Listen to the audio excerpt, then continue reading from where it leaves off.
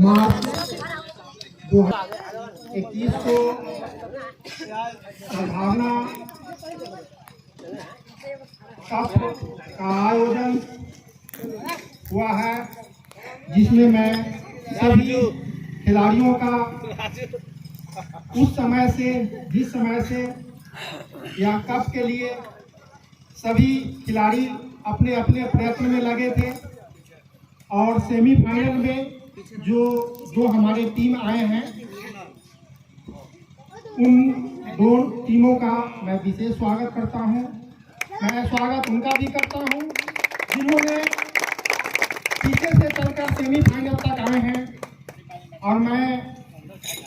यहाँ पर हैं या नहीं भी हैं, उनके गार्जियन से मैं अनुरोध करता हूं कि हम अभी हर क्षेत्र में पीछे हैं, खास करके हम उस क्षेत्र में पीछे हैं जो गेम है। मैं सेना में गेम से बड़ा अच्छा संबंध रखता था और मैं यहाँ भी आया हूँ 6 महीना से। मैं कोशिश करूँगा कि जितने भी हमारे मेधावी खिलाड़ी हैं उनको किसी न किसी रूप में सहयोग करूँगा और एक कोच बनाऊँगा जिस कोच में